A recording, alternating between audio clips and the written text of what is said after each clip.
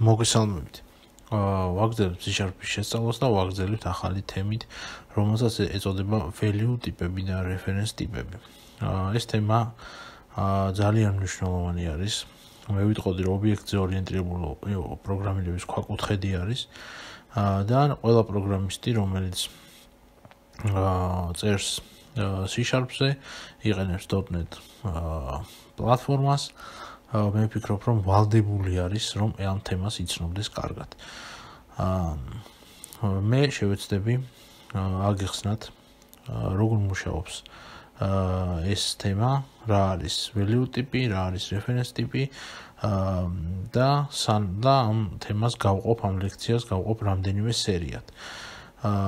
იმისთვის რომ ჩვენ გავიაზროთ რა არის value ტიპები და reference ტიპები, ანუ როგორ ხდება ჩვენს ოპერატიულ მეხსიერებაში ჩვენს მიერ დაწერილი კოდის დამენეჯმენტება, ანუ მისი შენახვა და მოთავსება, ჩვენ ძალიან კარგად უნდა გვესმოდეს თუ ოპერატიული მეხსიერების, ანუ RAM-ის მოწყობის პრინციპები. კერძოდ, საუბარი მაქვს ორ მნიშვნელოვან კომპონენტზე, ეს არის სტეკი და ეს არის ჰიპი.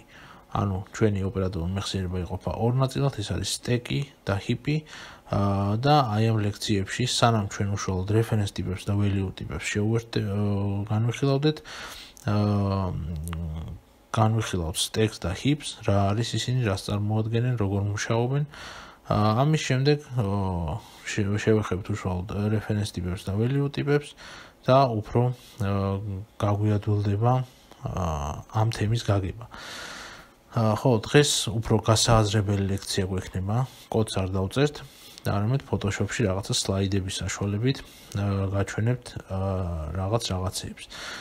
დღეს მოდი ვისაუბროთ stack-ზე, შემდეგ ლექციაში უფრო მეტი ვისაუბროთ heap-ზე და შემდეგ რაღაცნაირად შევკრათ ეს ჩვენი ცოდნა, ხო, რამდენიმე ლექციას დავუთმობ, ვფიქრობ 3 ან 4 ლექცია, არ ვიცი ჯერჯერობით ზუსტად, მაგრამ რამდენიც ჩავთვლით საჭიროდ, რომ ეს თემა მეტნაკლებად ამოვწუროთ და კარგად გავიაზროთ, იმიტომ რომ რა ვიცი, ამ თემას თუ ვერ გაიგებთ, რა ვიცი, საფუძველს ვერ გაიგებთ ჩათვალეთ ობიექტზე ორიენტირებული პროგრამირებისა. ანუ საინტერესოა, მე მგონი ძალიან, თუ როგორ არის ჩვენი როგორ ნაწილდება ჩვენს მიერ დაწერილი კოდი ოპერატიულ მეხსიერებაში, სად მიდის და რა პროცესებს გადის.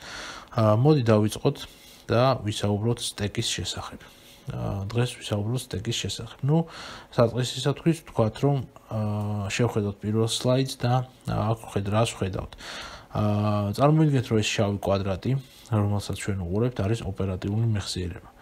ოპერატიული მეხსიერება, ხედავთ, რომ ეს შავი კვადრატი არის გაყოფილი არა თანაბარ ნაწილად, ხო? ანუ ტოლები არ არის ეს პირველი ნახევარი და მეორე ნახევარი ამ შავი კვადრატისა.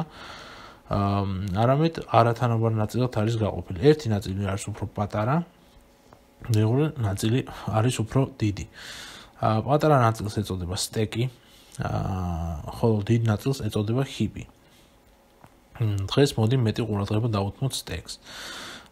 თვითონ სიტყვა სტეკი ქართულად ნიშნავს დასტას და აგრეთვე მას მეორე მნიშვნელობაც აქვს, რომელსაც ეწოდება ზვინი. თივის ზვინი, ხო, ვიცით რაც არის. ხო, იმიტომ რომ რატო ქვია ამას ესე? იმიტომ რომ სტეკში ანუ ინფორმაცია, რომელიც შიგნით სტეკში არის მოთავსებული, ანუ ოპერატიული მეხსიერების აი ამ პატარა ნაწილში, სტეკში არის მოთავსებული, არის სტრუქტურიზებული. და მისი ჩაწერა, ამ მონაცემის ჩაწერას და წაშლაც ხდება რაღაცა მოწესრიგებული ფორმით. განსხვავებით ჰიპისგან. ანუ ჰიპს ქართულად ვეძახით გროვას. თუ აი შევადარებთ ბანკოს მაგალითებზე, სლაიდიდან გამომდინარე, დავინახავთ, რომ დასტა, ანუ მოთავსებული არის რაღაცა სტრუქტურიზებულად, ორგანიზებული არის უფრო, ანუ კარტი, ანუ თვითონ ბანკო ამ დასტაში მოთავსებული არის, ასე ვთქვათ, რაღაცა უფრო დალაგებულად, ორგანიზებულად, სტრუქტურიზებულად. შესაბამისად, ამ მონაცემების დასტიდან კარტის ამოღებას უფრო სტრუქტურიზებული შინაარსის არის. თუ გადავხედავთ მეორე სურათს, ანუ ჰიპის შემთხვევაში, რა სურათი გვაქვს? წარმოიდგინეთ მაგიდაზე დაყრილია ეს კარტი, რომელიც არ არის ორგანიზებული და წარმოადგენს რაღაცა და ბანკოს გროვას. აი ესე მუშაობს ჰიპი. რა თქმა უნდა, ჰიპსაც აქვს რაღაცა მუშაობის ალგორითმები, როგორ ანაწილებს ასე ვთქვათ ის რაღაც მონაცემებს, რაღაც ინფორმაციას, თუ ჩვენ შემთხვევაში კარტს, მაგრამ ჩვენ ამაზე არ ვისაუბრებთ. ჩვენ წარმოვიდგინოთ, რომ სტეკი ეს არის დასტა, რომელიც არის სტრუქტურიზებული ტიპის და იქ შენახული ელემენტები, ანუ მონაცემები არის მოწესრიგებული. ჰიპი არის ქაოტური, ხო? შესაბამისად, ჩვენი კოდი, როცა ჩვენ წერთ კოდს, ნუ ეს კარტის მაგალითზე გაჩვენეთ, რომ ადვილად გაიგოთ. მაგრამ ჩვენი კოდი, როცა ვწერთ, რეალურად ჩვენი მონაცემები ან მოთავსდება სტეკში, ან მოთავსდება ჰიპში. რა განაპირობებს იმას, რომ მოთავსდეს ჩვენი ინფორმაცია სტეკში ან ჰიპში, ამაზე მოგვიანებით ვისაუბროთ. დღეს კი მოდი რეალურად ვისაუბროთ მხოლოდ სტეკის შესახებ, ანუ მხოლოდ დასტის შესახებ და ვნახოთ როგორ ხდება ამ სტეკში მონაცემების დამენეჯმენტება. მოდი ეს სლაიდი გავთიშოთ და გავხსნათ მეორე სლაიდი, სადაც წერია ესეთი სიტყვა last in first out. ანუ ბოლოს შესული გადის პირველი. რას ნიშნავს ახლა ეს? სწორედ აი ამ last in first out პრინციპით ხდება ჩვენ სტეკში მონაცემების შესვლა და მონაცემების გამოსვლა, ასე ვთქვათ. ანუ ბოლოს შესული მონაცემი აუცილებლად გავა პირველი. რას ნიშნავს ახლა ეს? წარმოიდგინეთ იარაღის ჭიდი, სადაც ჩვენ ტვენით ტყვიებს იმისათვის, რომ მე ვისროლოთ. ბოლოს ჩამატებული ტყვია ამ იარაღის ჭიჩი აუცილებლად გაისროლება პირველი. ხო ესეა? ანუ, როდესაც შევავსებთ ჩვენს ჭიდს, სწორედ ის ტყვია, რომელსაც ჩავდებთ ბოლოს, ის ტყვია გავარდება პირველად. აი, ანალოგიურად მუშაობს სტეკი. ანუ, ანალოგიურად მუშაობს სტეკი და ეს პრინციპი last in first out. შესაბამისად, წარმოვიდგინეთ, რომ იარაღის ჭიდიც და სტეკიც ანალოგიურად ინახავს და უშვებს მონაცემებს. ანუ, ბოლო მონაცემი, რომელიც შემოვა ჩვენ სტეკში, ის იქნება სულ თავში, ასე ვთქვათ, მოქცეული, წარმოიდგინეთ და როდესაც მოვა დრო, რომ ეს მონაცემები უნდა ამოვარდეს ჩვენი სტეკიდან, სწორედ აი ეს ბოლო მონაცემი ამოვარდება პირველად. მოდი ახლა გავხსნათ მესამე სლაიდი და უფრო უკეთესად გავიგოთ მაგალითის საფუძველზე, რაც წეღან ვილაპარაკეთ. გავხსნათ აი ეს არის ჩვენი სტეკი. წარმოიდგინეთ, რომ აი ეს ოთხკუთხედი კონსტრუქცია, რომელსაც ვხედავთ, ეს არის ჩვენი სტეკი. ნუ ხედავთ, რომ სტეკს აქვს ძირი და თავი. თავი არის ღია. შესაბამისად, აქედან ხვდებით, რომ მონაცემების ჩამატება და წაშლა სტეკში ხდება თავიდან. აგრეთვე ხედავთ ორი სარს, ერთი არის ქვევით მიმართული, ერთი არის ზევით მიმართული. ეს ნიშნავს იმას, რომ ჩვენ შეგვიძლია ჩვენ სტეკზე მხოლოდ ორი გზით მოვახდინოთ ზეგავლენა. ანუ ან ჩავწეროთ შიგნით მონაცემი, ან ამოვიღოთ იქიდან მონაცემი. იმ შემთხვევაში, თუ ჩვენ ჩავწერთ მონაცემს, ჩვენი სტეკის მოცულობა გაიზრდება, იმ შემთხვევაში, თუ ამოვიღებთ ამ მონაცემს, ჩვენი სტეკის მოცულობა შემცირდება. მოდი ახლა აი ეს ელემენტები, რომელიც ჩვენ სტეკში არის მოთავსებული, უბრალოდ გვერდზე გავწიოთ და წარმოვიდგინოთ, რომ ჩვენი სტეკი ცარიელია. ჩვენი სტეკი ცარიელია და ჩვენ გვინდა, რომ ამ სტეკში რაღაცა ელემენტები ჩავამატოთ. როგორც აღვნიშნეთ, ელემენტების ჩამატებას და წაშლაც ხდება თავიდან, ხო? ანუ იმ ადგილიდან, სადაც ასე ვთქვათ, ღია სივრცე გვაქვს. სხვანაირად ვერ ჩავამატებთ და ვერ წავშლით ელემენტებს. დაუშვათ გვინდა რომ ავდგეთ და ჩავამატოთ რაღაცა მონაცემი ჩვენ სტეკში. შესაბამისად მოვა ეს მონაცემი და ჩავარდება ჩვენ სტეკში. ჩავარდება და იქნება სულ ზევით, ხო? ანუ როგორც იარაღის ჭიდს ვავსებთ და ვტენით, ჩავდებთ ერთ ცალ ტყვიას, რომელიც მოთავსდება სულ ზევით. ანუ აი აქ, ეს იქნება ერთი მონაცემი. გვინდა ჩავდოთ კიდე ერთი მონაცემი, ხო? ანუ ჩავდოთ მეორე ტყვია ჩვენს ჭიჭში. ანუ მოვა ეს მონაცემი და დადგება ამის ზევით, ხო? შესაბამისად ეს მონაცემი წარმოიდგინეთ, რომ დააწვება ამას, რის შედეგადაც აი ეს პირველი ჩაიწევს ქვევით.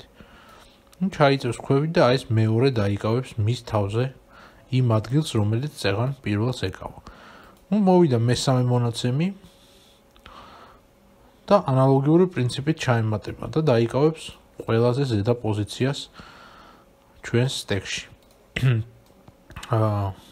დაიკავა და რომ შემდეგ მოვიდა მეოთხე მონაცემი და იგივე რაღაცა მოხდება.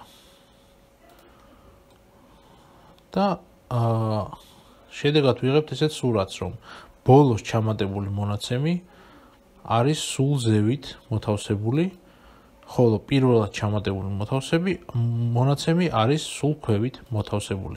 შესაბამისად, როდესაც მონაცემს ვამატებთ ჩვენ სტეკში, მონაცემის ჩამატების თანმიმდევრობა იქნება შემდეგი. ანუ ჯერ ჩაემატება 1, ანუ ეს მონაცემი, მეორე, მესამე და მეოთხე. აი ესე. ეხლა წარმოვიდგინოთ, რომ დრო მოვიდა, რომ აი ეს ჩვენი მონაცემები ამოვიღოთ, ხო, ამ სტეკიდან. ანუ ჩვენ შევავსეთ ჩვენი მჭიდი და ეხლა დროა რომ დავამაგრეთ იარაღს და ეხლა გვინდა რომ ჩვენი ტყვიები გავისროლოთ. რა მოხდება ესეთ შემთხვევაში? ბუნებრივია და ხვდებით, რომ ლოგიკურია, რომ ეხლა აუცილებლად ჯერ უნდა ამოვარდეს მეოთხე მონაცემი ნომერი 4, ხო? სხვანაირად არც გამოდის. იმიტომ რომ მე ვერანაირად აი ამ სტეკიდან ვერც მესამე მონაცემს, ვერც მეორეს და ვერც პირველს ვერ მივუწვდები, იმიტომ რომ როგორც ხედავთ, აი ეს ჩვენი სტეკი ისე არის დახურული, რომ თუ ზევიდან არ მივედი და არ მივუწვდი, აი აქედან ვერცეთ სხვას ვერ მივუწვდები. ამიტომ როცა დრო დგება, რომ ჩვენი იარაღმა ისროლოს, ანუ ან ჩვენმა სტეკიდან რაღაცა მონაცემები წაიშალოს, ამოვარდეს, პირველად ვარდება სწორედ აი ეს უკანასკნელი მონაცემი, უკანასკნელი ჩამატებული მონაცემი, რომელიც ბოლოს დავამატეთ. შემდეგ იმის ადგილს იკავებს მესამე, ანუ ბოლოს წინა, ეს გადავაგდეთ, ხო? შემდეგ იმის ადგილს იკავებს აი ეს და შემდეგ ვარდება აი ეს მონაცემი. შემდეგ იმის ადგილს იკავებს მეორე მონაცემი და ესეც ვარდება და ანალოგიური რაღაც ხდება პირველის შემთხვევაში. ანუ იმ შემთხვევაში თუ ჩვენ მონაცემის ჩამატებას ვაკეთებთ აი ესეთი თანმიმდევრობით, ანუ ზრდადია ქვევიდან ზევით, ანუ 1, 2, 3 და 4, მონაცემების წაშლისას ჩვენ უკვე აი პირიქით პრინციპით ვშლით მონაცემებს. ანუ პირველად იშლება აი ეს მონაცემი, ანუ ეს ხდება ერთიანი წაშლისას, შემდეგ ეს, ანუ ეს ხდება ორიანი, ეს სამიანი და აი ესეც 4-იანი. აი ესე მუშაობს ჩვენი სტეკი. შემდეგ ლექციაში ამ თემას გავშლით და უკვე Visual Studio-სთან ერთად განვიხილავთ აი ამ თემას, ხო, სტეკის თემას. დღეს კი მოდი ამით დავასრულოთ. მადლობას გიხდით ყურადღებისთვის. კარგად ბრძანდებოდეთ.